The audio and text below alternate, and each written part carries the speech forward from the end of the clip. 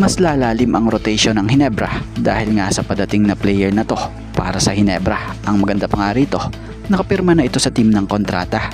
So sino nga ba ito? At biglang ganda ng tinatakbo ng laro ng Meralco matapos madagdag sa roster nila etong si Sina Ahedi.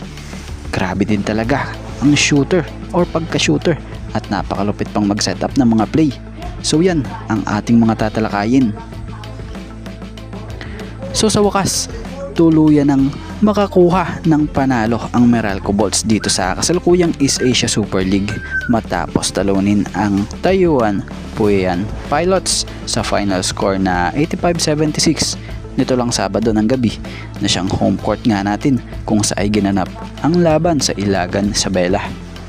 Kapansin-pansin naging magandang pagkakadagdag na sa Bolts ng Iranian Asian import ng Bolts na si Ahedi dahil nakapagbigay nga agad ito ng boost at impact sa teammates niya rito sa Meralco na siyang naging malaking impact sa tulad ng mga import like big man import Meralco Bolts Ismael Romero and wing forward import Ronde Hollis Jefferson. So ito ang 24-year-old na si Sina Ahedi sa kanyang debut para sa Meralco bilang Asian import gumawa nga agad ito ng impact sa team na siyang kumamada ng mabibigat na numero gaya ng 22 points, 7 assists and 2 rebounds. Kagandahan pa rito, solid nga yung mga play talaga or assist na ginagawa niya rito na siyang nakapagpapaganda rin ng takbo ng play ng Meralco. Kabilang nga sa nag-benefits din dito sa Iranian guard na ito itong Meralco big man import na si Ismael Romero na naghalimaw nga po sa laro na kumamada ng double-double na may 22 points at 14 rebounds na sinundan ng all-around performance ng isa pa nilang import na si RHJ na kumamada ng 15 points, 10 rebounds and 7 assists. So sa local naman pinangunahan ni Newsam na may 14 points and 6 assists. So siya nga pala sa naging larong ito nakita na rin nating maglaro ang pumalit sa pwesto ni Justin Brownlee bilang naturalize na itong si Ange Kwame na siyang kumamada ng sa limitadong minuto ng 3 points and 4 rebounds.